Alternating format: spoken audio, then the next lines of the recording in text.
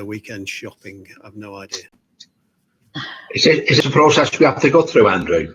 Right, we think that we're now being broadcast. So let's just make sure. We're just going to double check with someone who's watching the broadcast. Just bear with us a second now. So whatever anyone says now will be broadcast. So just bear with me.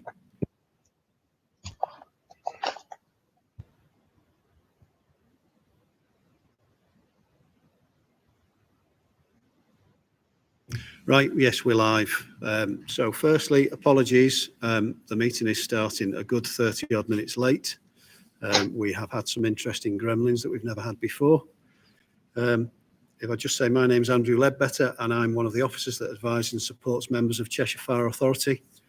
The meeting will be conducted in accordance with the remote meeting rules, which can be found on the Cheshire Fire and Rescue Services website, and the agenda for the meeting can also be found there.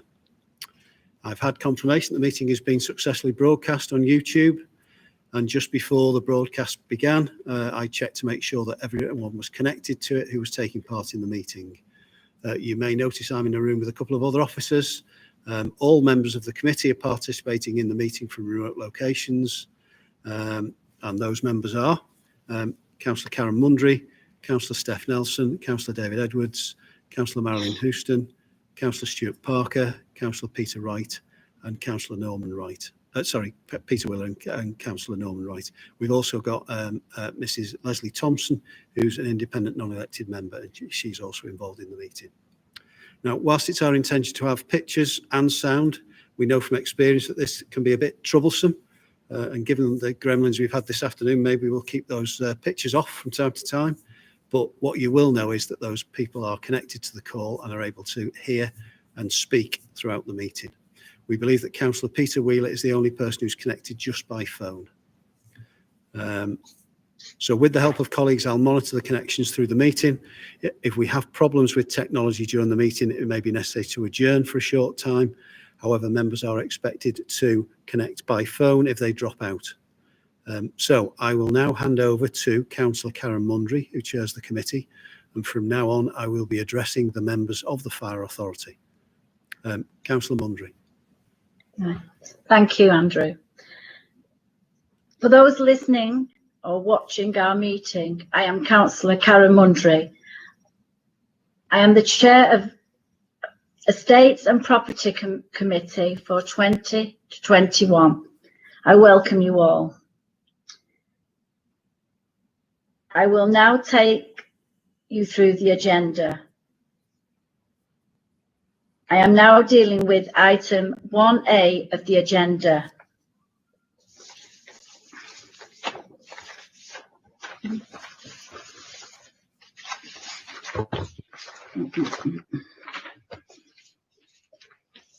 For those, the benefits of anyone listening or watching the meeting should mention a few pieces of housekeeping.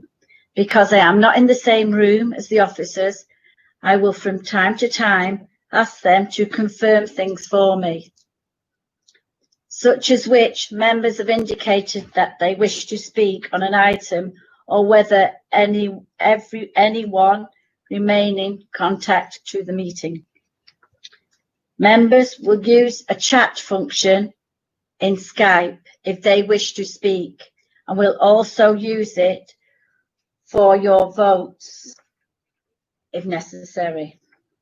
Officers and members should make sure that they use their name before they are speaking, so that people know who is speaking.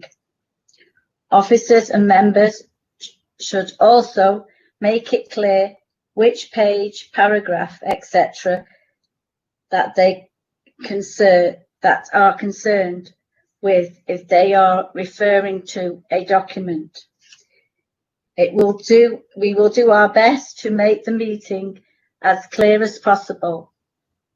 You will find it much easier to understand if you are referring to agenda pack. The meeting will be recorded, and I will now move on to item B. Councillor Mundry, can I just check something, please? Yeah. Councillor Nelson's indicated he wanted to speak. Sorry. So can we just ask Right. Councillor Nelson, please? Yes, sorry, Councillor Nelson. Thanks, Chair. It's Councillor Steph Nelson. I just wonder, because I've got to go at 4 o'clock to pick up some medication they've tried to get twice today, and it's not come in yet. Could we actually move the item on Crewe Fire Station up the agenda a bit more, perhaps as item 2 or 3 on the agenda, because that's an important decision by the Fire Authority, and I don't really want to miss that. So which one is it, did you say? The Crewe Fire Station. Crewe, which is item 6. 6. And you want it moved to? If you got item 2 or item 3. Item. Councillor Mundry, can I suggest that we take Crewe as the first item? We take, Right, okay then. we take the fire station modernisation as the second item, and then we just follow the order of the meeting, because they are both the key items really for decision. Right. So we're only changing it to, right. Would that be Thank you. acceptable? So we do Crewe first, fire station Yeah. modernisation, then we go onto service housing, and then just follow the rest of the agenda. Right, that's fine. Thank you. Okay. I'm going to get the papers in order now. Right.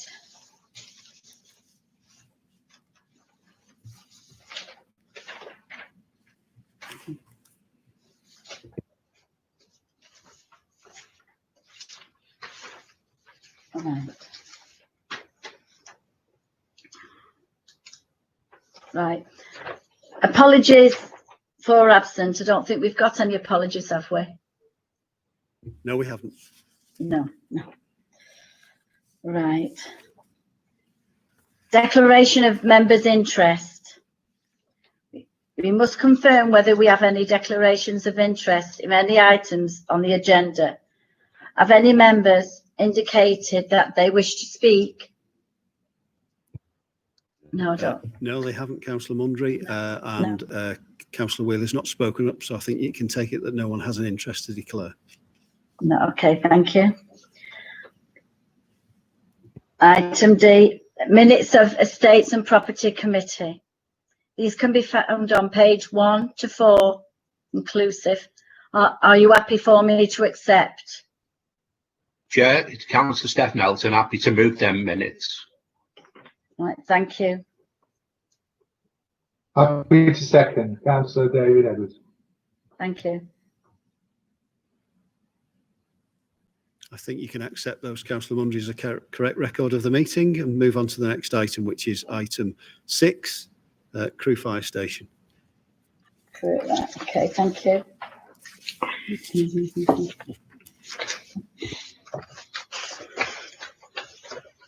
We are now on item 1, page 27, Crewe Fire Station, with Apex 1 to the report in supplement agenda. Andrew? Yes. Andrew? Do you want me to take us through it, Chair? Please, yeah. Yes, Okay. could you please? So we've got you've got two items. So you've got the original report, and you were sent an appendix separately in the supplemental agenda. And the report that you've got in the supplementary agenda is from the consultant who we've been using quite regularly for quite some time now, IKG Consulting, and it summarises some of the options. Now, it's better that Steve McGlade takes you through these, because he's an expert and I'm clearly not. But just a few things to say at the start, really. There's been a lot of work has gone into the Crewe Fire Station development. You'll remember that we had a spell where we tried to figure out how to fit our requirements and the police requirements on the site. Since then, we had two things that have been knocking around that have been troubling us. Firstly, we could get the best value temporary fire station, because temporary fire stations cost a lot of money, and it's obviously money that you don't get back from anything because it's temporary. So we spent a lot of time trying to make that as cheap as we possibly could, and we've also spent quite a bit of time trying to understand the relative merits of keeping the bungalow that's on the site or not. The bungalow is relatively new, and it does seem a bit strange knocking it down when it's only about 25, 30 years old. And that's one of the options that we've been considering, one of the issues we've been considering. Now, Before I hand over to Steve, there's just two issues to mention that are in the report. I'm hoping neither of them are critical to the success of the project, but we just need to be mindful of them. So we know that we've got these covenants on the land that date back to the 30s. We don't believe that they're of relevance to anything now, but they do still exist and we need to get rid of them. We do now finally have contacts for both Cheshire East and for the Crown Estate. So this means we can resolve those covenants and get them relinquished. There might be a cost to this, but it's unlikely it will cause us a problem in terms of getting the job done. The second thing I want to mention is HS2. So we received a letter somewhat out of the blue recently from HS2 Limited. And it appears to say that our land is or could be affected by HS2. It's not entirely clear. The bit of land that's affected is the apron area where the fire engines turn in and out of the site. And clearly the site will become almost unusable if that were to be affected by HS2. Now, we've asked HS2 to clarify the situation, and as soon as we get any clarification, I'll let you know what the position is. Clearly, if it can't be resolved and HS2 were really to have an impact on our fire station, then there will be no project because it would not make sense. For those of you who've been to Crewe Fire Station and walked out of Crewe Fire Station, Crewe Railway Station, you will know that it's underground. So quite how the railway line affects the fire station is, well, certainly for me, is very difficult to understand. But that's one of the things that we will need to resolve. We certainly can't start expending sums of money on a new project when we've got this issue hanging over us with HS2. Councillor Steph Nelson's indicated that he wants to speak. Councillor Mundry. Right, Steph, would you like to speak? Chair, not at this point. I'm just ready for later on. Right, okay, thank you. So if we could hand over to Steve McGlade to brief you. Thank you. Good afternoon, all. My name's Steve McGlade. I'm the head of estates that support the fire service with regard to all things to do with estates.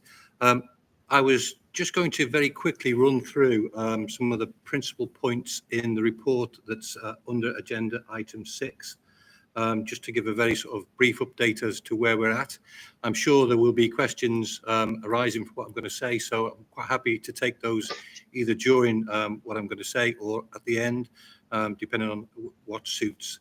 But if I make a start on where we're going with this, obviously Crewe Fire Station at the moment is in a fairly poor state, and we've identified that to stay there we would need to spend a fair amount of money to refurbish it as it is.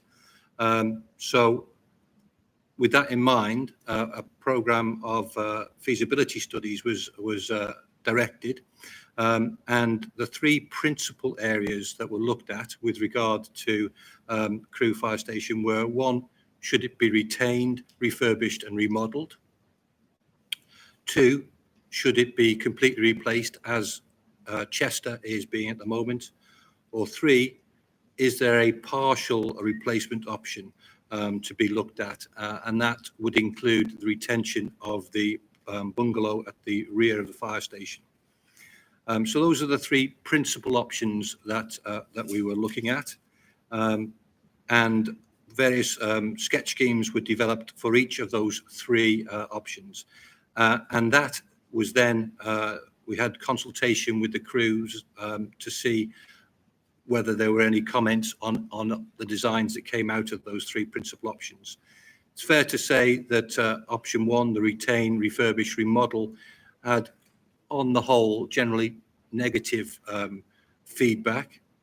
The complete replacement, as at Chester, on the whole received very positive feedback, and the partial replacement was a mixed return, but with a slight balance towards positive feedback. So that's where we'd got to with that. And with all those options that we'd considered, we had assumed that we would be providing a temporary station, as at Chester. Okay, a lot bigger because of the nature of the crewing over at Crewe, but essentially the same sort of idea as we've done at Chester. So we looked at what the costs of producing a sort of an on-site temporary accommodation for the fire engines and staff, and it came to approximately £1 million, which, as Andrew said earlier, is money which is essentially wasted, because although we're providing a temporary station to allow us to continue to work, at the end of the project, that just dissipates, and we've spent £1 million providing virtually nothing that we've got for any longevity. So with that in mind, there was some iterations done to all three of the options that we've discussed, and they were to consider looking at a different form of temporary accommodation, i.e. accommodation off-site.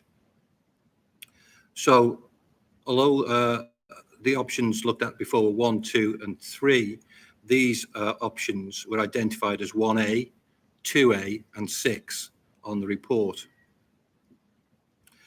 There is another option identified there, which is option 4, and option 4 is a hybrid of options 2 and 2A, but it, instead of a temporary station as at Chester or off-site accommodation, this particular option looks at using the bungalow as part of the temporary fire station provision, and then at the end is demolished.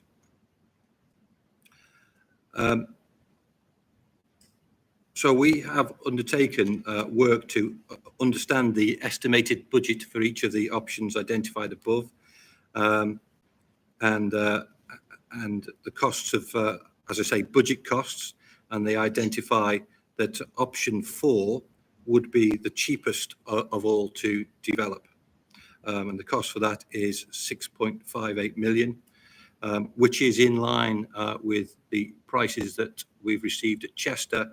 But obviously there's obviously slight design issues and the temporary fire station issue as well. But essentially they're in line with what's been received at Chester. And then the next cheapest options are options 6 and 7. Option 6 at 6.94 million, option 7 6.93 million. So essentially the same cost. And you will note that option 6 is £360,000 more than option 4, and I'll come to a reason about why that is shortly. But there are differences between those various options, and why is one more preferable than another?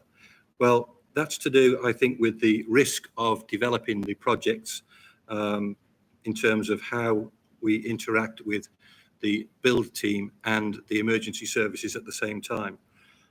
With options 4 and 7, the idea would be that there would be a temporary station or form of temporary station on the existing site, in conjunction with the developers, the builders being on site at the same time.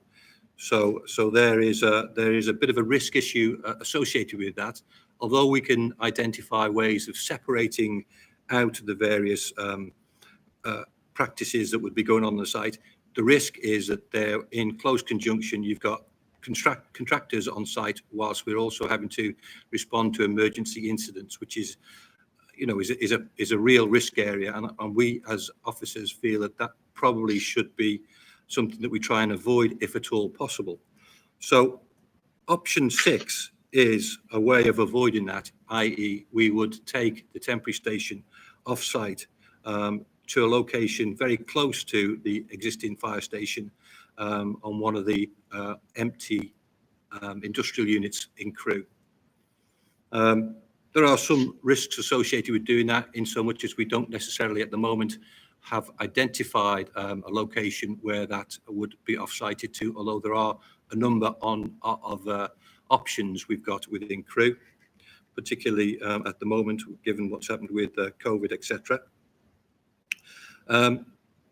But the other risk is that we would probably need a separate planning application to utilise that particular, whichever building it turns out to be, as a temporary fire station. So those would be the risks, but the real benefit of doing that is that we are getting that complete separation. We will be able to operate a fire station, even though it's a temporary one, as we would operate any fire station that we have, and it would allow the construction site to operate fully as a construction site. So I think that those are really positive positive differences between the three risks, the three options we've just discussed. And I do feel that for the additional 360k, that's something which we should consider as a real positive option. We therefore think that option 6 gives the best outcome, certainly in terms of the balance of cost, timescale, and we think once we're on site, that's a 55-week program, which is, you'll notice from the report, the shortest of the programs on site. It is, we believe, the safest way of doing it, and it will produce the right finished product. We will have a new fire station. We will also retain the bungalow to the rear of the station as it would be modernised and improved, ready for the function it would take up at the end, and that we would uplift everything and give it a better environmental footprint than it's currently got. We are actually aiming for a carbon zero footprint at the end. There's a slight challenge with that with regard to retention of the bungalow, because retention of any building fabric does bring with it the difficulty of trying to get the carbon zero designation applied to it, because the buildings are essentially much leakier than they would be if they were new construction. So I think that that option 6, as I say, does discuss the use of an off-site facility. We have identified a couple of buildings that we could utilise, but in order for us to do that, we would need to make a decision relatively quickly so that we can start the ball rolling in terms of drawing up legal leases and making sure that we've got the planning permissions and other necessary permissions in place before we get to a construction period. And we think that the design period in which we would be doing that would take us about 53 weeks to get through. All this is in part of the report as well. So all I wanted to say additional to what I've just said is about the considerations that we've looked at with this particular project. The first one is obviously the environmental performance. We are, as I said, we are aiming for a zero carbon building, which we believe that we can achieve, but we certainly can achieve it on the new build, and we believe we can achieve the vast majority of it on the retained bungalow. And that in turn will deliver obviously running cost savings, so there will be revenue savings to come out of that building, which we don't currently benefit from. A reduction in obviously energy costs, so the services going in, the electricity certainly would be reduced. Water would probably remain about the same, but that's because of the use of the building, nothing else. And it also offers us up the opportunity for micro generation on our site, so we would be able to produce electricity, etc., on site, which could be sold back to the grid, but it's most likely to be used on site. So those are the things that we've looked at in terms of the environmental performance. We've also looked at the planning considerations, and we've had pre-application discussions with Cheshire East, and there were no particular or specific concerns raised by them in terms of the developments that we've put forward. But just to note, as I've already mentioned, that there is a possible additional application for a temporary station if we are to use one of the existing industrial units in Crewe. So just to sort of talk about the retention of the bungalow for the time being, it's just a small area, but we feel that that building is quite a modern building in terms of the relationship to the rest of the site. As a structure, it probably has another 30 years of solid life left within it, but the services within that building are obviously now starting to come to the end of their life and will require some replacement, modification, improvement. And so we have costed in that that sort of refurbishment of the bungalow into the figures that we've talked about earlier. And we think that at the moment it's about £115,000 for the refurbishment of the bungalow.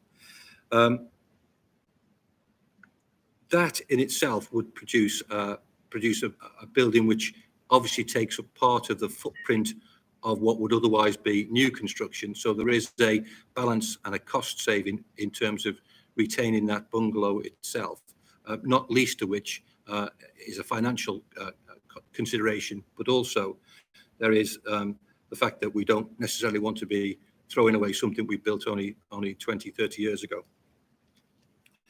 But there is also a slight sort of concern around the environmental performance of the bungalow as we're going forward.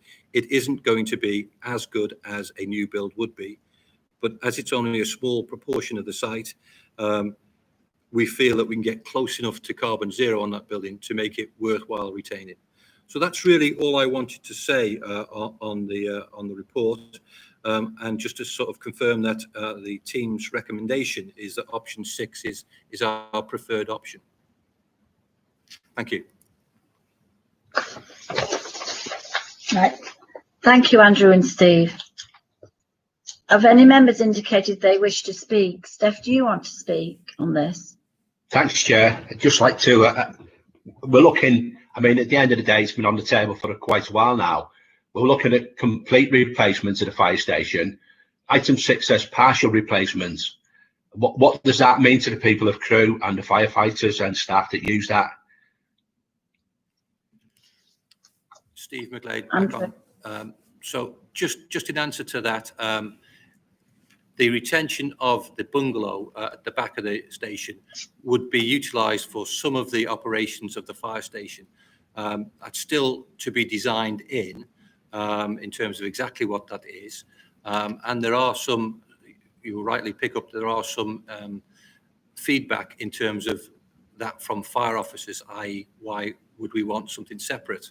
There are financial implications that mean that that bungalow is worth retention.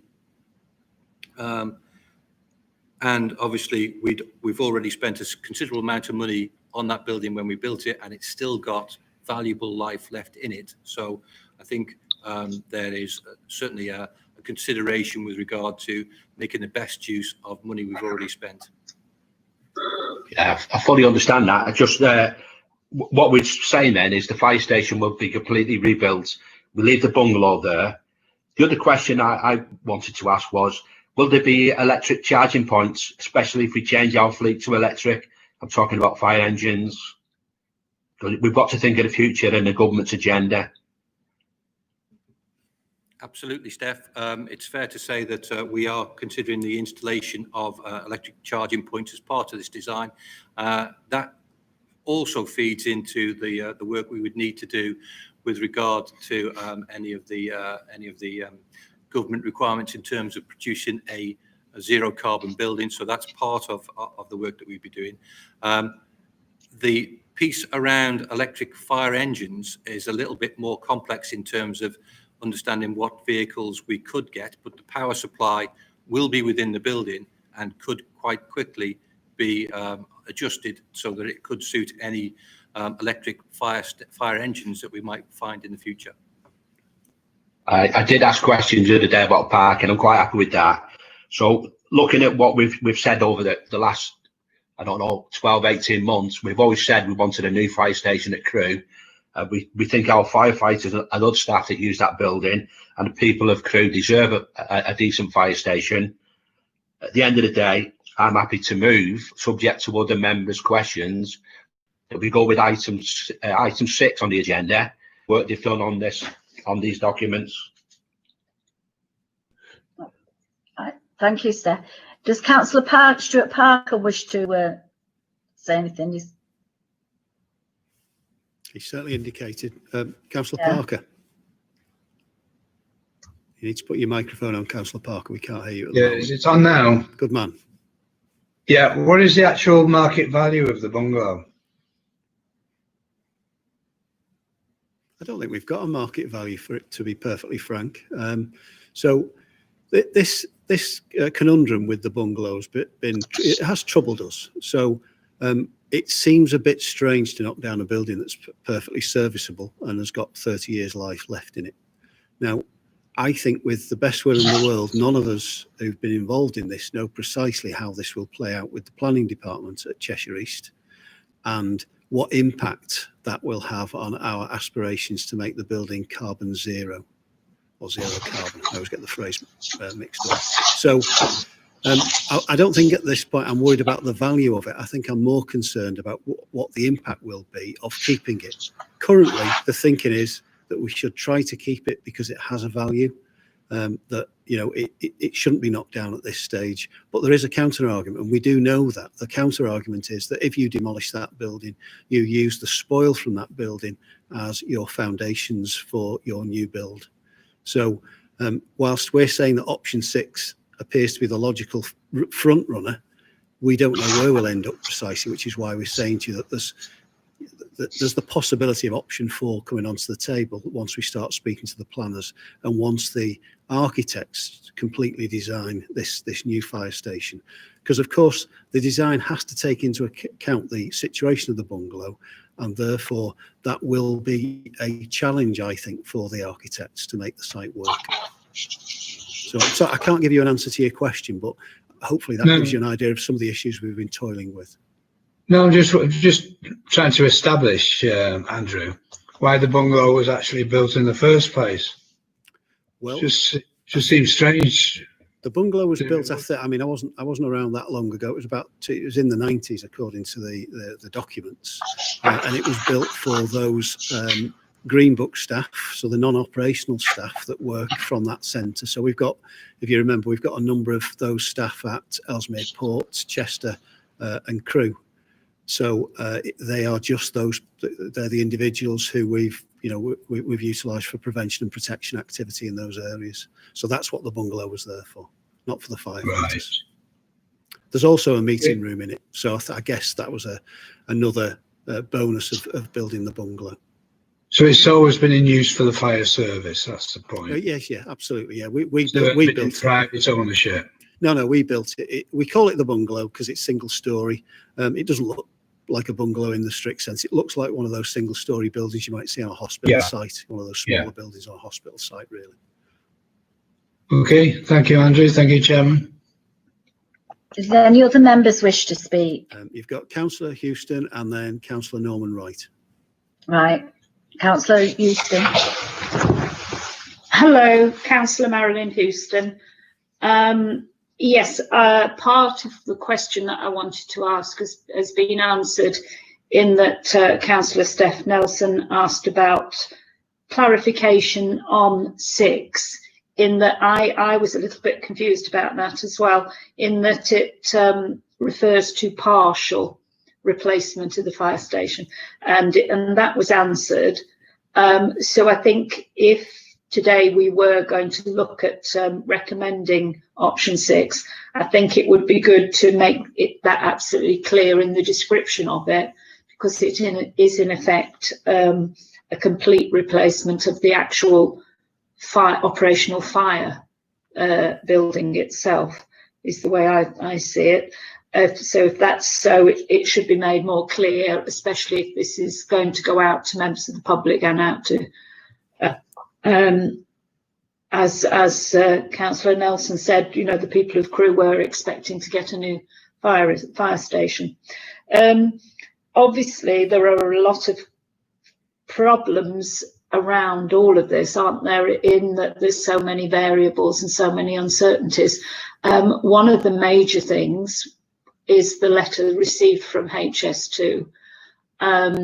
Now, that has been mentioned that could completely stop any sort of development work on this site.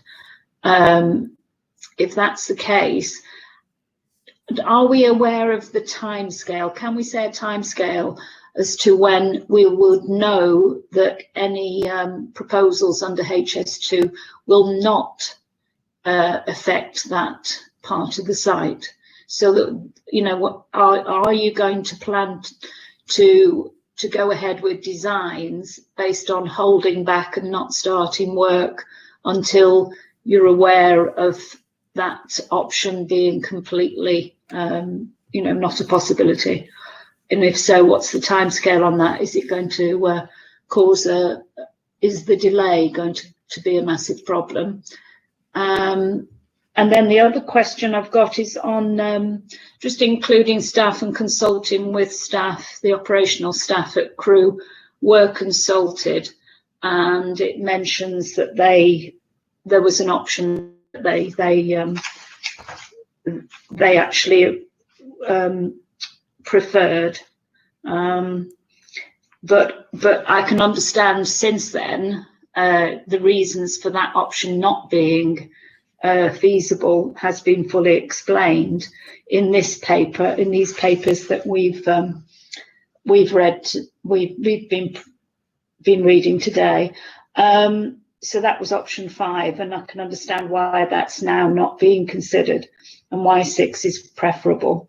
I think 6 is preferable, but is that information being fed back to operational staff at Crewe to explain to them and involve them in further consultation? Thank you. So do you want me to answer those now, Councillor Mundry? Yes, I think so. Okay, yes. so it's interesting, isn't it? When you get really close to a project, perhaps you read things differently, and it's interesting that members have read that description of option 6 the way that they have. I think if we drop the word partial from that description, it's better. I've never thought of it in the way that you've just described it to me, but perhaps I should have done. So it will be replacement of the fire station, but retention of the bungalow. So thanks for mentioning that. It's a good point. It's one completely past me. Variables and uncertainties, as were mentioned. HS2, all that they've told me in the letter is pretty vague, really. So I emailed them the day that I became aware of the letter, and I got an email response to say they would respond to me. I think it said 4 working weeks. I think it was 20 days, 20 working days. So we should get an answer in the next few weeks. Now, whether that answer tells us anything unequivocal, I don't know. But the more I'm reading the letter, the more concerned I am. But I'm hopeful that what we're talking about is have an impact under the ground, not over the ground where the fire station is. I need to get to the bottom of that. We need to know the answer to that clearly. What we don't want to do is spend a lot of money before we got answers to that question and the question 2 with the covenants. But to give you a bit of reassurance, I don't think we'll be moving much further before Christmas, because we are finishing off the training centre. We've still got some work there to do. We're finishing off Chester, so we've actually got quite a lot of ongoing work at the moment anyway. The final point about consultation with the staff, there's been plenty of that. I expect they're a bit fed up with us because we'll have asked them a number of times for views and we'll have talked to them about a number of different options. But I do know that the report that's in front of you was shared with them earlier this week, and I know that Barry Rose, who liaises with the station staff, offered to have a chat with them, and I think he probably caught up with the station manager already earlier this week. So we try and keep that conversation going on with them. We try to make sure they're aware of things that are coming to members, and we do our best to keep everyone on board. It's not always easy because you've got a number of watches, a number of different people in and off the station, and obviously we've got two whole-time crews at Crewe, but that's one of the things that Barry has been concentrating on and did very well, I think, at Chester. So yes, we do consult with the staff. You've got Councillor Norman Wright next, Councillor Mundry. Right, Councillor Norman Wright. Hi, thank you, Chairman. Just trying to get me. Oh, never mind. It's similar to the previous question, really, about HS2.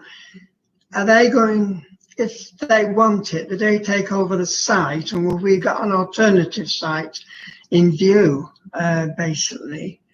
I went to a presentation with HS2 yesterday, a Skype one. They never mentioned Crewe Station. So could you fill us, have we got an alternative site, please? At the moment, we do not have an alternative site. I think the chances of us finding one is a bit better than it was previously because there's quite a few empty buildings in the vicinity. But I think we've always worked on the basis that that was a good position for our fire station. And, you know, I think we press on until such time as we recognise or we acknowledge that there's a problem with HS2. I'm hoping that it'll all make sense. I'm hoping that it'll all, you know, we'll get clarification from them fairly quickly. What I can't give you at the moment is any reassurance about that. I just can't.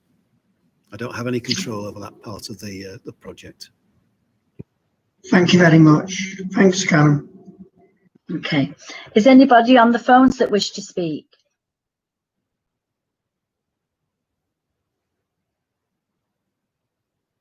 Sorry, No. No one else has indicated at this stage. Right, okay. So shall we summarise then, Andrew? I mean, obviously, I think you can move on to summarise now. There's been some debate, some good questions, I think. Yes, happy for you to summarise if you wish to. So, depending on the debate which we've just had, I believe that we're happy to support the officer's recommendation to pursue the option 6 with option 4 as a reserve if a suitable site cannot be secured near to the fire station for the temporary fire station. Yes. Thanks, Chair Steph Nelson. Again, I did move that recommendation and thank the officers for the work they've done. I think it'd be foolish of us not to go against the officers' recommendation because at the end of the day, the officers are the experts in these things. Right, thank you, Steph. I Thank agree you. with Steph, and I'm happy to second that, Councillor Stuart Parker. Thank you. Shall we move to the vote? Does everybody recommend this? Agreed. Agreed. Do you all agree? Yes. Okay, Karen, yeah. Agreed. Yeah. Agreed. I take it that you all therefore are happy with the recommendation and that the additional funding is allocated to the fire authority. So can I just mention, Councillor Mundry, so at the moment we have £5 million in the capital programme. We obviously need to allocate a couple of million more, which it's easy to say, but it's a lot of money. And we will make sure that that is before the fire authority in December. And we'll give them a full picture of what the capital programme looks like at that point. Right, thank you. And we can move on to the next item. So, Councillor Mundry, I think we were going to move on to the other item where we need decisions, which is the one to do with fire station modernisation. So Right. it's item 3 on your agenda, page 9. Right, so we've got it. It was item 3, but now it's item 2, and it's on page 4 on ours, isn't it? It's page 9 of the agenda pack.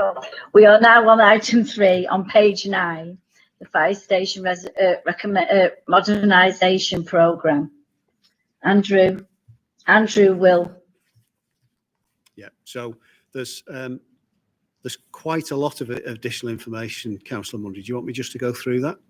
Yes, please, if you don't mind. Okay, so you'll be listening to a number of people on this particular item because it's quite complex, actually. There's a lot involved in it. And you've had some further information. You've got some photos, you've got a video, you've got a social value report that was sent through by one of my colleagues. You've got some floor plans that are going to be referred to. And you've got a single sheet listing the environmental works as well. So they will be referred to as we go through, and we'll do our best to keep everyone up with the information that we've provided.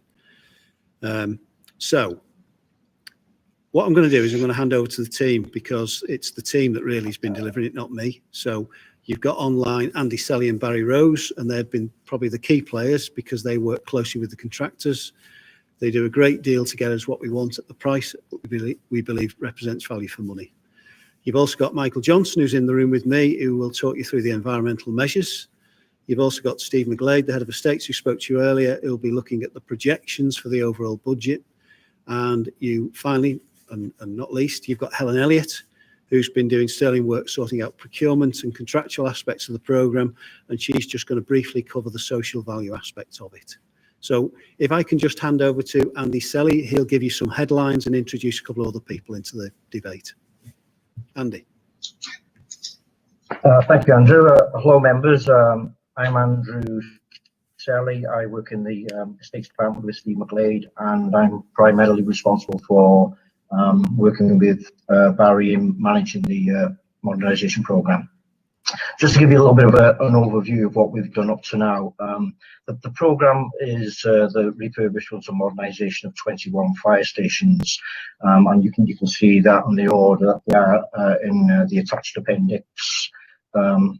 Also, in year zero, we carried out the repairs and modernisation to Bollington and Tarpley Fire Station.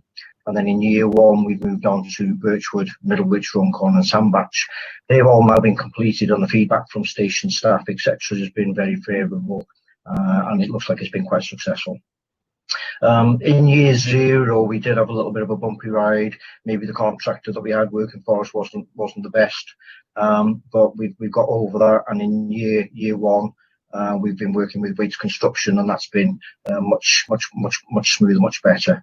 In particular, we had the challenge of COVID, but again, you know, it's a testament to the efforts of all the contractors and the operational staff with their tolerance of what they've been going through with us. In year zero and year one, we spent a total of 3.25 million.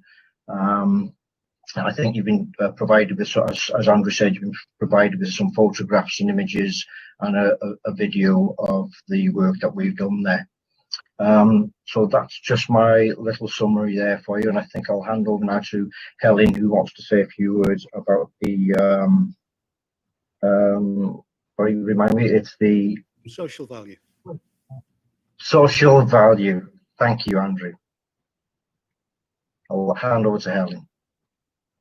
Okay, good afternoon, everybody. I'm Helen Elliott. I'm the Procurement and Contracts Manager in the Joint Procurement Team, looking after police and fire, and I've got the responsibility for all the contractual side of all the modernisation programme.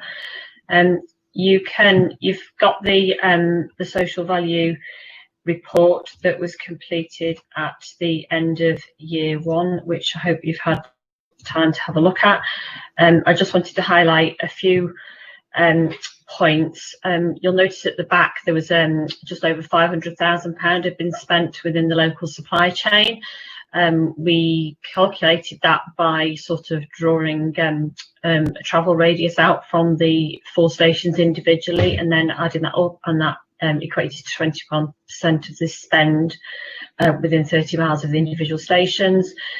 And then with the other initiatives that were part of the social value in terms of like apprenticeship training and recruiting long-term unemployed and things like that, that actually calculated a social value of £413,488. So that's the additional value that went into the local economy for the works on our sites. We are looking to improve on that for future years. So we've got a target agreed for year 2 of 24% of spend, supply chain spend, which is about 600,000. And because the sites are much further apart in year 2, rather than doing circles from each station, what we've agreed is we're looking at 25% within the Cheshire border, and then 20% within 30 miles travel distance of the border. And some of that is to do with the efficiencies of having one contractor working across all the sites. So we're trying to balance that efficiency and cost of contractors with working with the local economy. We've been looking with the stations and other colleagues for community initiatives local to the stations, so those will be in for year 2 as well. And we're targeting that equivalent 413 on the front page. We're targeting over 550,000 social value for next year, so it's about 150 £1,000 extra, and we're also tracking the promises from their original mini competition submission that they did when we appointed Waits across the whole programme. And I don't know whether there's anybody got any questions for me. Can I suggest, Chair, that we take the questions at the end? We get the presentation done out the way, and we get all questions from members. If they could make a note of anything they want to ask at the end, perhaps. Yes, that's fine. Yes. So carry on, please. I think we're back to Andy Selly again. Hello, right, so Andy back again. Okay, I'll set the scene for year 2. The team, we've been working really hard behind the scenes. We've done lots of consultations with the station staff to come up with some plans and ideas for the work that we want to do in year 2. We've kind of done all that now. We've got some costs off the main contractors, so that's all priced, and we're pretty much ready to go really now. In year 2, we've probably been a little bit more ambitious than we've been in the earlier years. There's also been a little bit in year 0, the accommodation for the rapid response units wasn't part to try and accommodate them within the stations. Also, in particular, the team was asked to look and consider whether or not Widnes Fire Station could become a carbon neutral building. So for year 2, there's been a greater focus on the environmental measures, and these will be covered later by Mick Johnson. I think now I'm going to hand over to Barry, and Barry's going to talk us or walk us through the plans for the buildings. Thank you. Thanks, Andy. Good afternoon, members. I'm Barry Rose, Group Manager for Cheshire Fire and Rescue Service, and I'm Project Manager for the Modernisation Programme.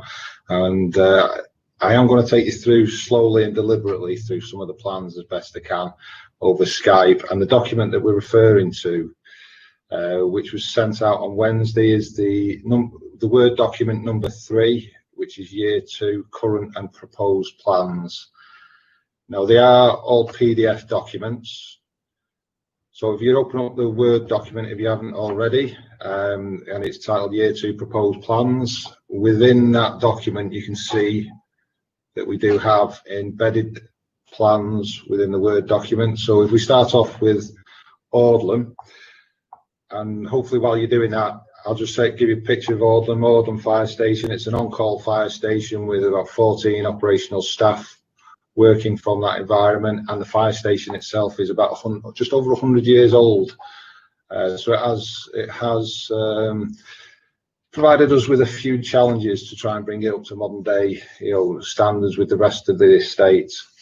So I'll just briefly walk you through the existing layout if I can. It's a 1-pump fire station, and you can see from the plans that the appliance bay is in the lower half of the screen.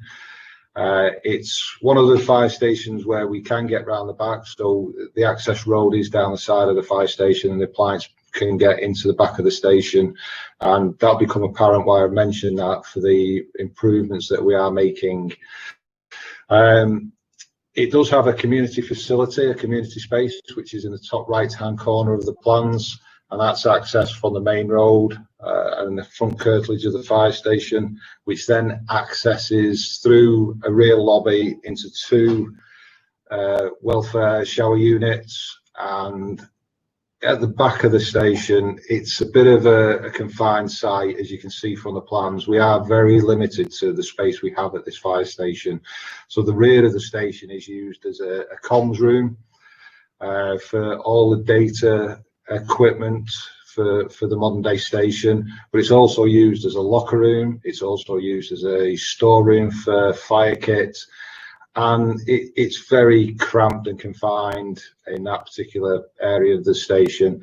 And me and Andy have tried to come up with different ways of improving on the current layout, and this has all been done, as Andy alluded to, this has all been done very closely with the staff at Audlam Fire Station to come up with the best layout that we think we can get. As Andy also says, we've looked at how we can incorporate the improvements to the IRMP for this coming year and the RRU vehicles, and we're also looking at all these 4 sites I'm going to take you through in the next few minutes of how we can incorporate gyms, locker room facilities, and improve on that, and RRU accommodation. So I'll move on to the proposed plans, which are a bit more detailed for Audland Fire Station. And while you're just clicking onto that one, and hopefully it's just loading up, and it does take, just bear with it, because it does take a moment or so just to pick the image up and zoom in on the architect's drawings.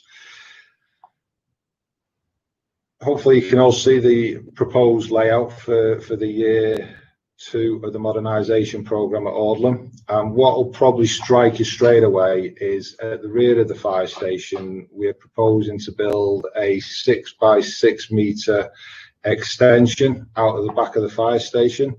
And this is to accommodate the RRU vehicles that are going to be purchased and located at this particular fire station. This will be a rapid response vehicle with its own access point at the rear of the station, something which the fire station currently hasn't got, and also an up and over door. So it's going to be in effect a mini engine house for the vehicle, so that when that vehicle is mobilised, crews responding to the fire station will be able to park next to the garage where this vehicle's parked and grab the fire kit, and with the introduction of a central corridor that's running through the fire station, they'll be able to make grab the turnout slip, get into the vehicle, and it should expedite the rapid response to that vehicle, and improve on turnout times in the local area. The fire appliance will be located at the front of the appliance bay with up and over doors, and that will follow RRUs if required.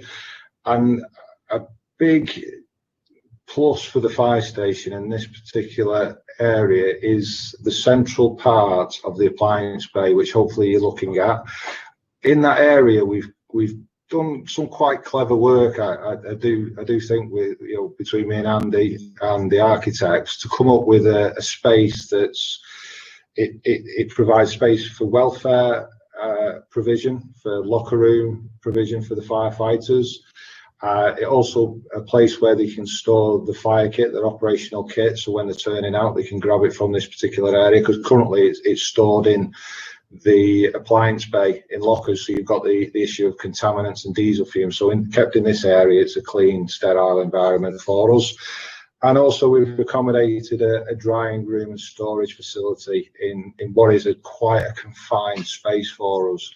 And we've also incorporated a BA storage facility and cleaning area, which currently they haven't got. And then finally, at the back of the appliance, we are putting in a 25 to 30 square metre gym, so the firefighters can train at the rear of the station in a clean, fresh environment. Without currently, the gym is at the back of the fire station in the appliance space, so it does cause issues with training in a potentially diesel contaminated environment. The other addition that we're adding to the fire station is a private office for the management team. So currently the managers don't have a space to go to carry out appraisals and support their staff. So that's a particular addition and improvement with the addition of that central corridor, which allows us to do. So that's Audland Fire Station, Chair, so far. Barry, can I just stop you a second? Can I just check? Yeah. Councillor Nelson wishes to speak. Right, Councillor Nelson. Steph, your microphone's not on. Sorry, Chair, can I speak later? I've indicated for later on. Sorry. Thank you. Barry, can I suggest you just go through one more, one of the more significant ones, perhaps do witness next? I shall go straight on to witness then, which is, I'll go straight to the improvements that we're trying to achieve at Witness Fire Station then. So that's in the Word document, and it's the final document at the bottom right hand side of the Word document, which is the proposed future layout of the new fire station. So the big changes that we're looking at the moment, we've got male and female toilets is the big change for Widnes Fire Station. The male toilets are, they're past the point of cleaning almost. They are in a state of need repairing, and we're proposing, as the plans do show there, that we have 3 separate shower pods off the locker room. The locker room currently is used as both a locker room and a dormitory for nights. So we are proposing to put a separation wall in there that we divide it into 2 areas, being the restroom for nights and the locker room also. And then we're proposing to put what is currently the female toilets and shower facilities, creating that into a 4th pod for the fire station. So that is then accessed off the shower room. Currently, crews have to get stuff out their lockers and go to the showers. And what we're proposing with what we're doing is to have access directly off the locker room straight into the showers to support staff's welfare. Other areas that we're looking to improve on are the kitchen area. Currently needs modernising and bringing up to modern day standards, and the existing gym that's at the rear of the fire station, bottom left hand corner of your plan, is currently a gym, but it's not really fit for purpose with what we're trying to modernise the stations. The ceiling height is quite low, so we're looking to change the existing gym into a modern, fit for purpose community space with its own brew station facilities and accessible toilets. And then by doing that, that allows us then to move the gym into the appliance bay, which will be enabled off the compressor room. So that's really some of the high level sort of proposals for the modernisation of Widnes Fire Station. Right, thanks, Barry.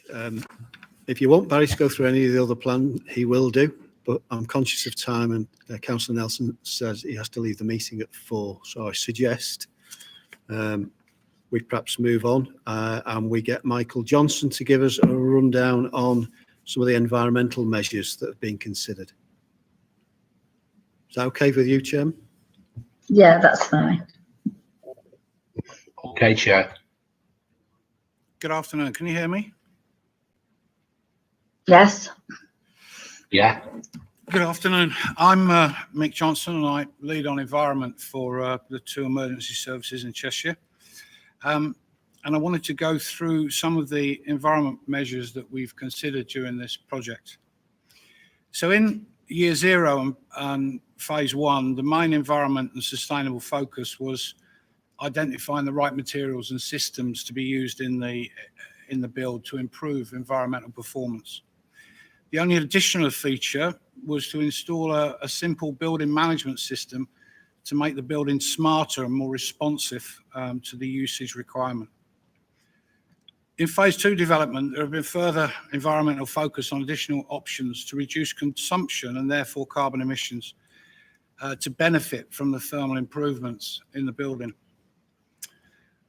In Ordlam, and I'm referring to the list in order that you've received. In Ordlam, the project will remove the last oil-filled heating system, and the building will become wholly electric. To mitigate for the extra electricity load, it has been proposed that we should install self-generation via solar PV with the addition of battery storage, so we can get better usage of our generated energy. Our current power usage per year is 8,212 kilowatt hours, and adding the heating and hot water requirements to this figure will greatly increase power consumption. The proposed addition of solar PV will generate around 17,440 kilowatts, with the added 10 kilowatt battery storage capacity for use outside of daylight hours. This will mitigate a major proportion of our power consumption, delivering sustained reduction in carbon emissions and energy expenditure. Although the roof system is in a reasonably good order, without the addition of insulation or indeed the extra benefit of self-generation via PV, much of the thermal benefits of the modernisation project will be lost in the longer term. If we move on to Holmes Chapel, the orientation of PV is a key consideration of the installation, and we also have to benefit the cost and effectiveness must be achieved. Holmes Chapel will achieve all the benefits from the usual modernisation improvements in terms of better thermal performance and controls. A set design has been developed for consideration on on-call similar design fire stations. This small section design can be orientated to its best position on the appliance bay roof and deliver 5,250 kilowatts of self-generation. X-generation would also use battery storage to again make better use of our self-generation. Currently, the station consumes 13,000 kilowatts hours, and this is spread evenly across the year with only small increases in the autumn and winter months. With improved thermal efficiency, new efficient heating and hot water systems, mitigation of the electricity would be a key financial benefit. If we move on to Northwich, all the modernisation improvements in terms of thermal building performance is again relevant to Northwich. We also have a location that is perfectly orientated to the benefit of solar PV. So consideration was given to utilise the complete roof area to generate the maximum amount of power. We can generate 36,000 kilowatts per year from the roof space, and this mitigates the 31,000 we currently use. With the current 2018 efficient boiler and thermal hot water, we will potentially significantly reduce carbon emissions and energy costs.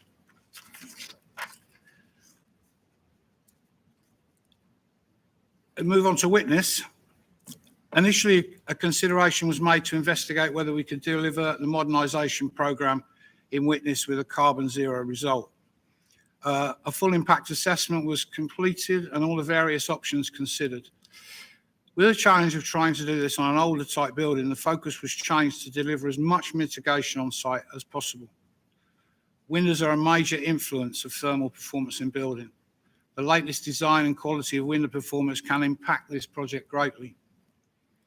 Although initially the whole roof area was considered for solar PV, due to the effects of the tower and shading, the design was focused on the flat roof and accommodation areas. The proposed array delivers 28,250 kilowatts of potential generation. The building currently uses 24. This extra generation and use of battery storage helps to mitigate the extra power from install of air source heat pumps and the electric showers to the pod units. With initial consideration of trying to achieve carbon zero site, the wider issue of fleet cars and the safety bungalow was also captured in planning. The site currently has 7 petrol diesel vehicles. The introduction of electric vehicles when fleet upgrades are made will produce a reduction in carbon emissions that benefits the wider organisation carbon reporting. One of these units would be sited adjacent to the new community room for the use of the station vehicle and visitors to the station, and available to visitors to the community room. Solar PV would be an additional power supplier to electric vehicles to ensure this is not directly into the grid supply. In our wider projects and objectives, energy consumption and reduction of carbon emissions is a major factor of delivering organisational, internal and national carbon zero targets. Self-generation and mitigation of purchased fuel is key to delivering those targets. And when I say purchased fuel, I mean purchase of electricity from the grid, our natural gas, and the fuels used for our vehicles and heating systems. There was one other element that I wanted to just briefly talk to you about, and this concerns funding. The solar model detailed above for Holmes Chapel was developed for similar on-call stations. So I've raised bids through our finance team to utilise funds from the internal environmental initiatives budget to fund the installation at Tarpley, Middlewich and Sandbach, which will further enhance the environmental performance of the on-call sites completed in year 1 and year 0. Secondly, from the fund, I've raised a bid for consideration to install a PV array to the south-facing roof of the safety bungalow at Witness. It will mitigate some of the power usage of the bungalow and utilise battery storage, so we can also benefit the proposed 3 EV chargers supporting vehicles used by the community advocates in the protection and prevention teams. A second funding opportunity has also become available to the public sector. The government released in late September a fund of £1 billion for decarbonisation projects across public sector bodies. We clearly want to take advantage of this, and we've been working on various initiatives, and because of the timescales criteria, have focused our fire projects in line with the modernisation programme.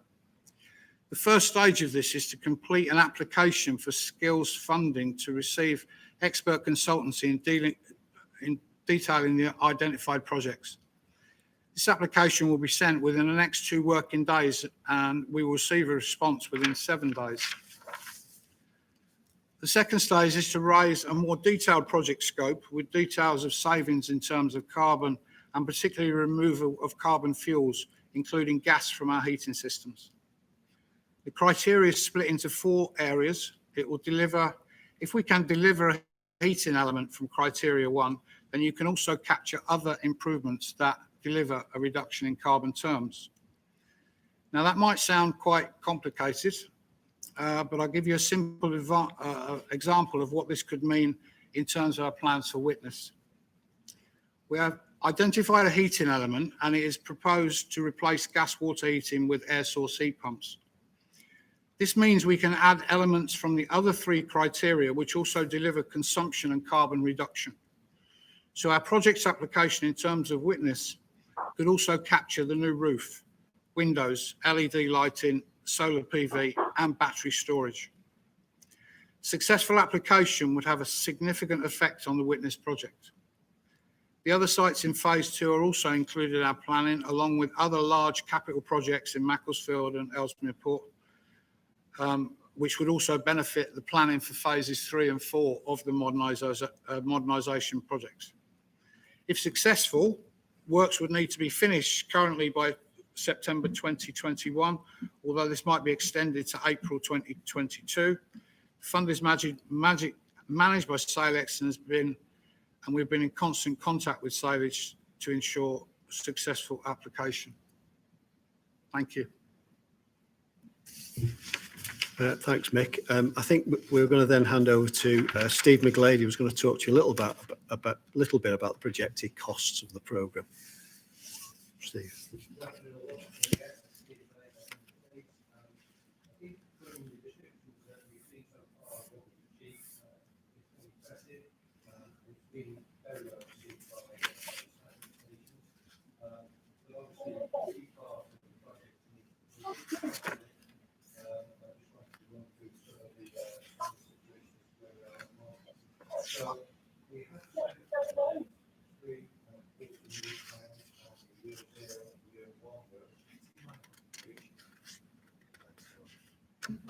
Sorry, I'll start that again. My mic obviously didn't turn on. I'll start again. I was just saying that the results so far, as you will have heard and seen from my colleagues, have been very well received and are really impressive results.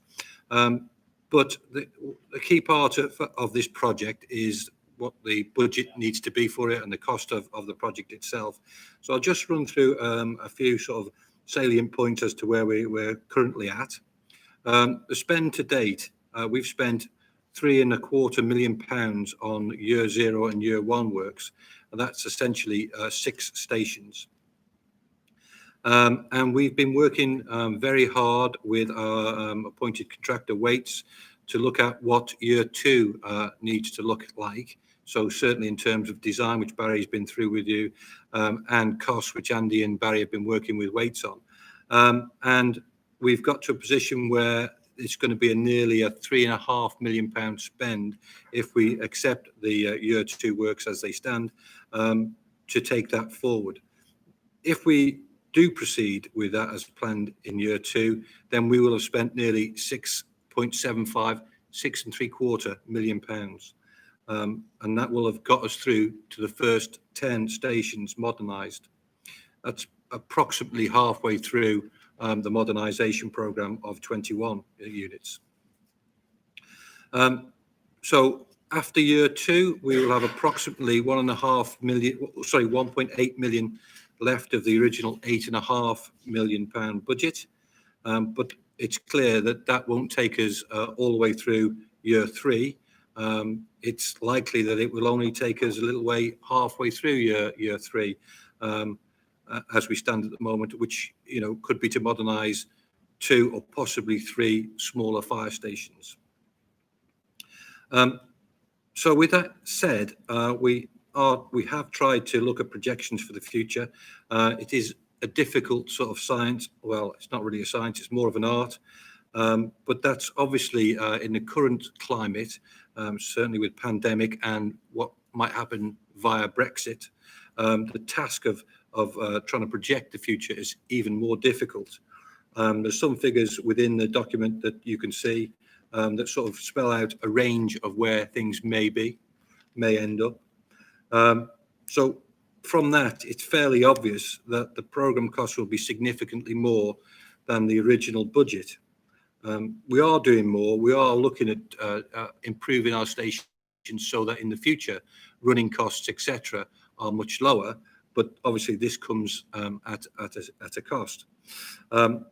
We could reduce the total required if we were to look at the programme being less ambitious in terms of what it tries to achieve, or by, as Mick previously said, by looking for grant monies to fund some of the works that we are looking at. So those are 2 that we could look at to try and reduce the overall budget. But it is fair to say that we still require a significant sum over and above the original budget to get us to a point where the fire stations are improved to an acceptable standard. So that's really all I wanted to say with regard to funding at the moment. Right, I'll finish off because I know you've been listening to us for a while now. So thanks to the team, because I think they've worked really hard. I think we've made some really good progress considering where we started from not that long ago. And we've now got a number of fire stations already that we can be proud of, and we've got very good plans for year 2. They've made a big difference, I think. There's a snag, isn't there? Because we need to spend a lot of money on the fire stations to bring them up to an acceptable standard. And therefore, we are becoming more and more mindful of the fact that we may have to rein in some of our aspirations. It's a conundrum, though, because we know that Mick will tell us that at some point we'll be forced to modernise some of these fire stations to make them less leaky, less users of carbon, etc. So we know that at some point we're likely to have to carry out a lot of this work. And anyway, if we don't modernise them, we will spend quite a lot of money refurbish them and keeping up with repairs of some description. So in summary, officers believe that we should carry on with year 2. We've got it ready. They can be on site early in the new year. And we should press ahead with the pre-construction work for year 3. And that is quite involved, the pre-construction work. Don't think that's just a couple of people sat in a room having a think. It's about up to £200,000 worth of work to get year 3 designed and ready and agreed. But we think that makes sense to get on with that because we think we're going to have to deliver some of year 3, even if it's not everything. But we acknowledge there needs to be a sense check about funding, including year 3 and beyond. So far you've only got Councillor Nelson who's indicated, and obviously whoever has spoken to you so far will try and ask any other questions.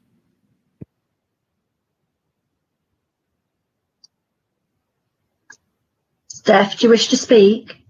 Just say a few words, Chair, for me. It's Councillor Steph Nelson. Just to say, at the end of the day, the Fire Authority asked officers to go away and look at the programme of either building new stations or refurbishing new stations. And Andrew's just touched on a point that at the end of the day, you may need more money to actually bring up to the standards which we require for our staff. If you don't do that at the end of the day, it'll cost you money. I personally think not doing the rest is a non-starter for me personally. I'm so proud as a Fire Authority member, the work that we've all done to actually do this. And we did say from the outset, we would use the reserves, and if we needed to, we would borrow some money. I think we have a duty to provide good quality accommodation for all our staff. And at the end of the day, it's an investment, and it's a long-term investment that will have benefits for the fire authority, for our staff, and for the people of Cheshire.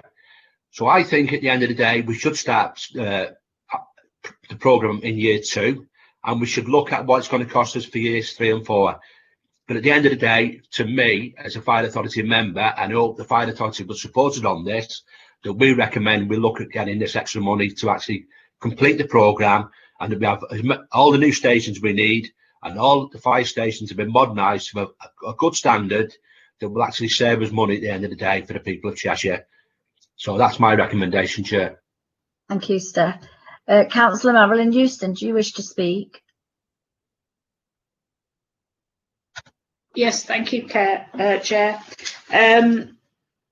Yes, so if I've read it right, we're being asked to consider releasing more money, more reserves, more borrowing, as Councillor Nelson has said.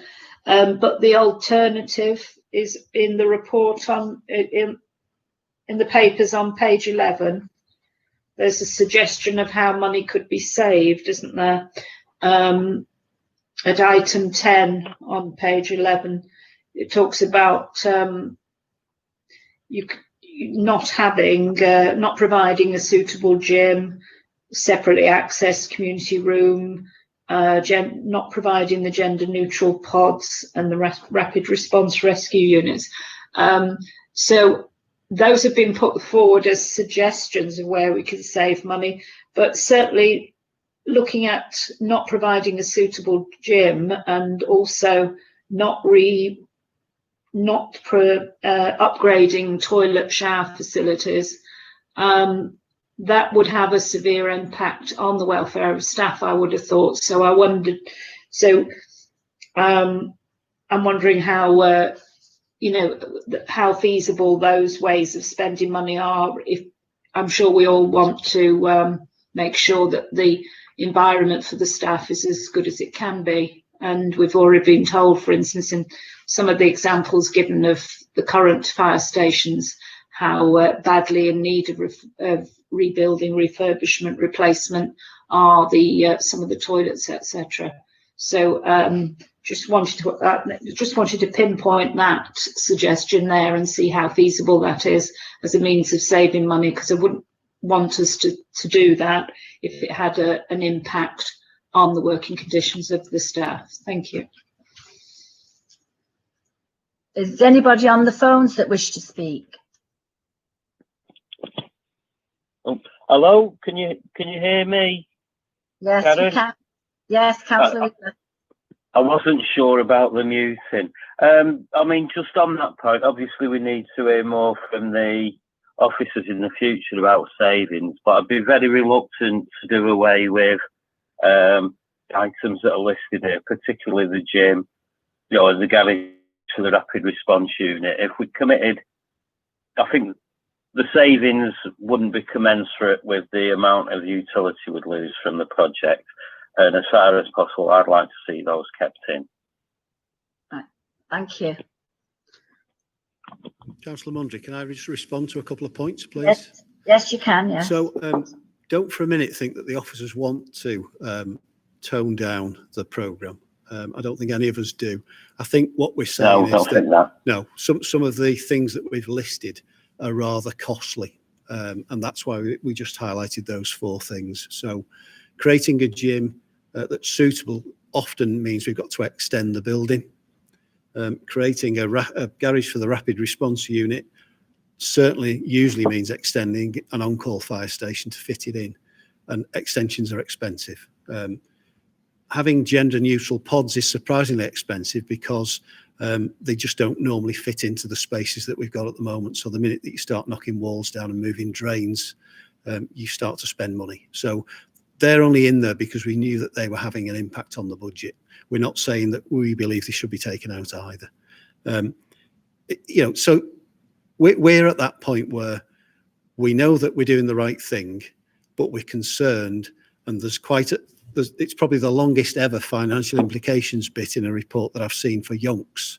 You've got a load of information in there about the cost of the programme.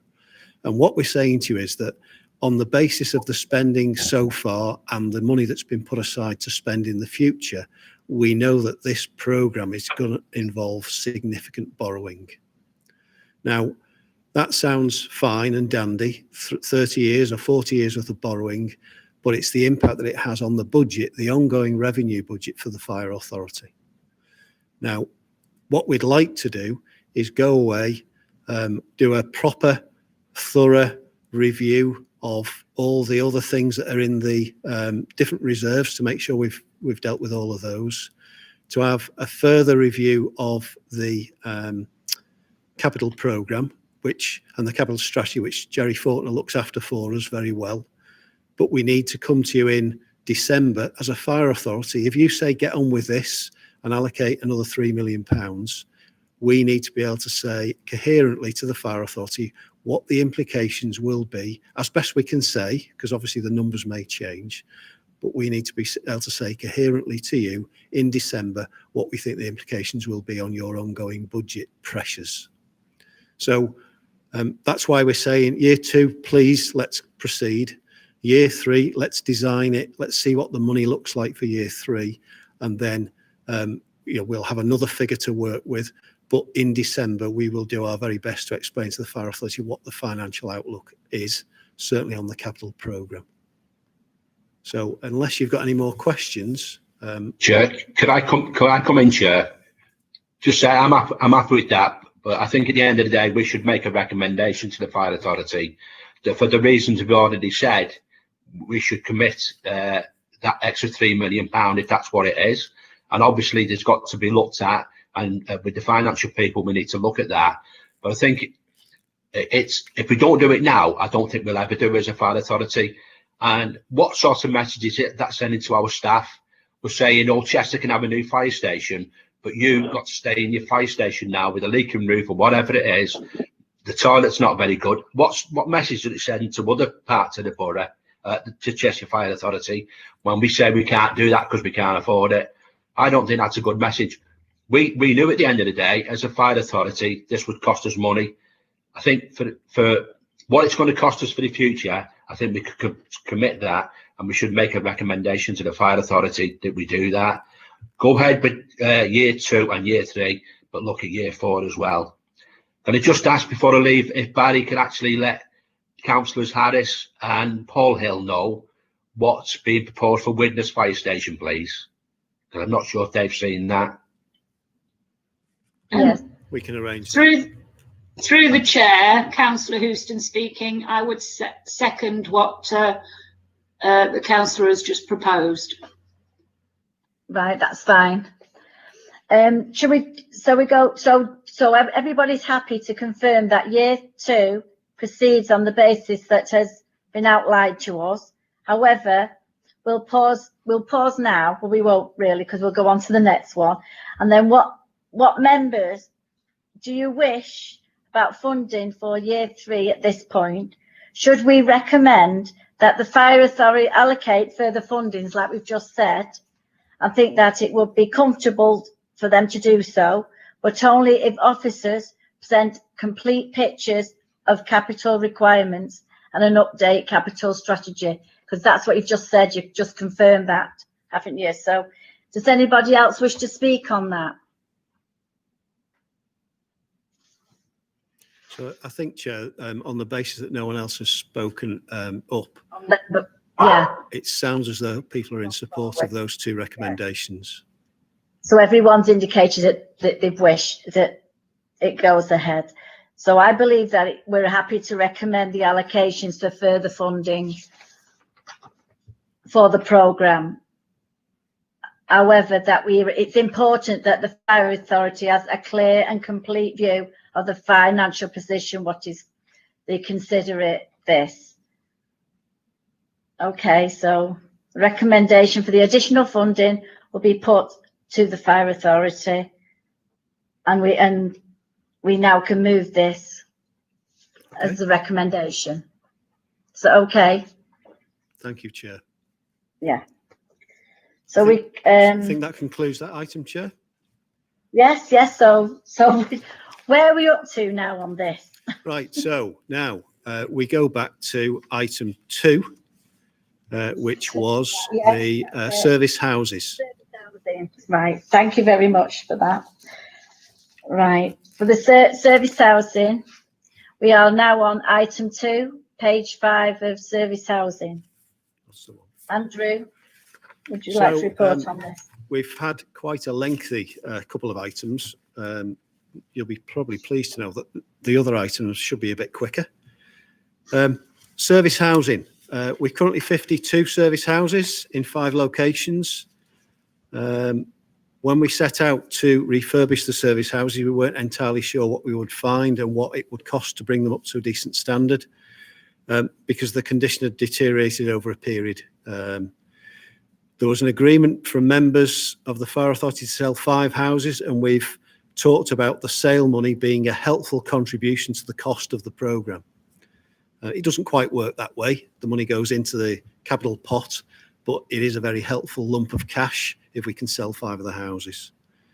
Again, the team involved in this has made good progress. So the report provides details of the work to date, confirms that 2 houses are sold with another sale agreed, and mentions the work that has been ongoing to develop documents and processes to assist estates colleagues and the occupiers of the houses. Now, we've got Pete Hayes online, who's been more heavily involved in it. I'm going to suggest that rather than ask Pete to say a few words, he deals with any questions that you've got. So can members indicate whether they wish to speak? Because all we're asking you to do on this occasion is note the report.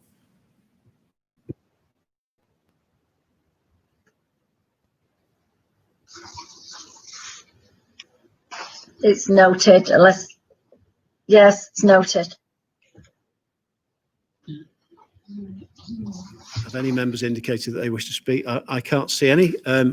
So are you happy to move on to the next item, Chair? Councillor Euston's just said she'd like to speak. Okay. Sorry, Chair, it took me quite a few minutes to type that in. Yes, I just had a question on the on this housing on page 11, where it's been difficult to no, not page 11, sorry, on page 6 of our papers. You're trying to market some of the properties to sell them, and there have been some difficulty with some of the properties. And I just wondered, I don't know how feasible this is, whether it's been any social housing associations have been approached as to whether they would want to buy some of the properties, and then they make them available as social rented houses. It's just a thought. I'm not sure that we've done that, but we've got 3, well, 2 have sold, 1 is about to be sold. We've got an interest in another one. It's a little bit less than the price that we want for it. So I will pass that information on to my colleague in estates who's been dealing with it. It's an interesting idea, actually. Thank you.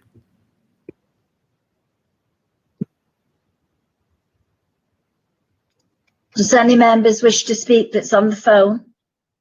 Councillor Wheeler now.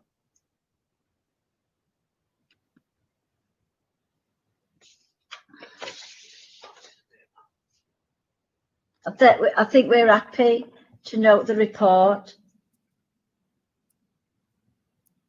Okay, Chair. Well, I think you've given people the opportunity to speak, so Yeah. I'll take it that the report is noted. Yes, it is noted. Thank you.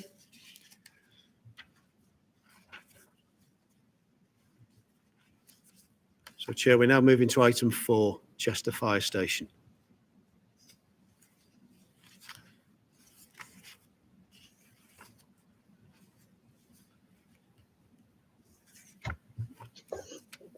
Yes, we're on item 4, page 15, Chester Fire Station. Andrew, could you cover this, please? I'll be as quick as I can. Notwithstanding some COVID-19 related challenges, we're seeing great progress with the build at Chester. We're still expecting it to be completed early in the new year. And page 19 of the pack just confirms some issues to do with the budget.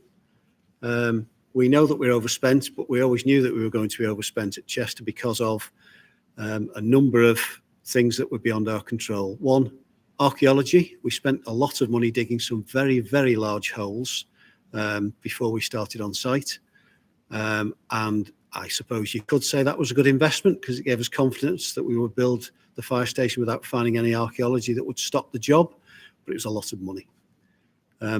We also had some significant issues with planning, if you remember. We had a second go to get planning permission. Obviously, there was an additional cost for 2 applications and 2 designs. And the other big problem we had was lots of asbestos. In fact, every time we go to a site now, I expect asbestos to be about 10 times what they tell me originally. I'm happy to answer any questions. I think the report is self-explanatory, Chair.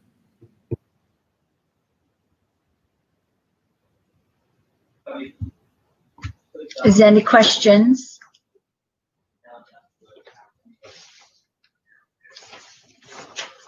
There's no one indicated, Chair, so maybe you should ask whether they're happy to note the report and move on. Yeah, I believe that we're happy and we should note the report and we can move on to the next item. Are we on item 5? Yes, we are. Yeah. Item 5, the training centre. Thank you, Chair. I'll just cover this again briefly. Page 21. So again, COVID has had some impact, but nothing like the impact that we feared back in March. In fact, if you were here, you would wander outside the building and be quite, not astonished, but very impressed, I think, by the extent of the new training centre and the finish of it. So we are expecting to get the keys. If you actually get keys for a training centre, we're expecting to get the keys in the next 10 days or so. It should happen next week, but apparently there's a national shortage of asphalt at the moment. So if anyone knows anyone who's selling some asphalt, we need some. It is potentially going to slow us down slightly. Now, there have been some additional costs, and we did report these to you, and we're projecting to spend about £12.25 million on the training centre in total. That's about £750,000 above the original budget and contingency. Now, normally, I'd be quite fearful of coming to members and telling them that we'd overspent by £750,000 million, but there's a reality associated with that number. £500,000 has been spent on the existing building, so it's not really the training centre money. We found a number of things about the existing building that need to be fixed, and eventually it's come to about, well, a little over £500,000 actually. So you'll see these summarised on page 25. If it was anything that was within our control, I'd be disappointed, but it hasn't been. So the vast majority of the overspend has been things that we couldn't possibly have known. As I say, when you see the site, when we can all get together again, hopefully soon, you'll need to come and have a look around the training centre, which will be a very impressive addition to the buildings and features that we've got on offer. The training staff are very excited to get hold of it, and they're going to spend the next 2 or 3 months acquainting themselves and training themselves on all the facilities. I'm obviously happy to answer questions. Is there any questions from the members? No one's indicated. No. I believe that we're happy to note the report. Okay, thank you, Chair. So shall we? Next item. Yeah. Removed and next item, yes? Yeah, we're item 7. I've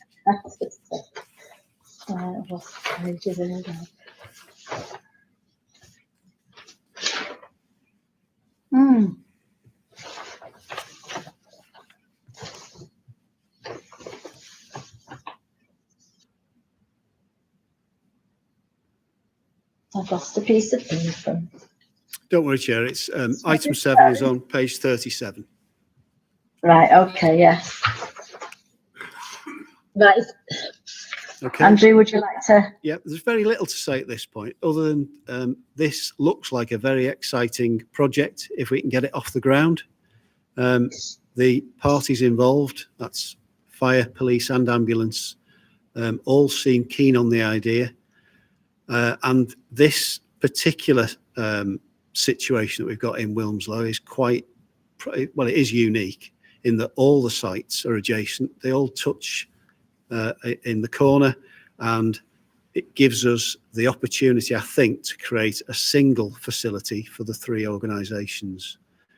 The big benefit of it being in Wilmslow compared to many parts of the county is that the land is valuable. So that means that if we can release some land, and we surely can, because we're all in facilities that are bigger than we need, then we will have, for the public sector, a significant capital receipt, which can be reinvested in other things. So we've had a very positive start. Steve McGlade obviously works for both fire and police. He's now working with his colleagues at the ambulance service to convince them about the merits of it, but I think they're already on board. And we are now in the process of the, feasibility stage, talking about how we will make decisions in the future, talking about how quickly we can move to something more concrete. So Steve is also at the moment encouraging colleagues to help him with the right architects, people like that, who we need on board to do some initial designs for us to see how we can fit this. I mean, essentially, the proposal is that the fire station will be expanded so that it can accommodate fire, police and ambulance service. And that will release some land to build 9 houses, and it will release some land to be sold. I'm obviously happy to answer any questions that you have.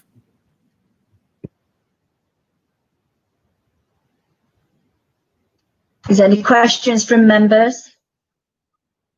Anybody on the phone that wish any questions? No one's indicated, Chair. No. I believe that we're happy to note the report. The report is noted. And have we got another item? No, we are done. I believe that we've dealt with everything. Oh, we put 2 together. So item 5, and then 6 is missing, then item 7. Yeah, we've done. Yeah, so we've done. Oh, we've done 2 together. Yeah, we've done crew. We've done crew, and we've done the modernisation programme out of sync. Okay. Right. I'd like to thank everybody for the meeting, these unforeseen circumstances, and I'd like and all the staff to be safe and well, and the members to be safe and well, and I formally close the meeting. Thank you. Thank you, Chair. Bye, everybody. Everybody.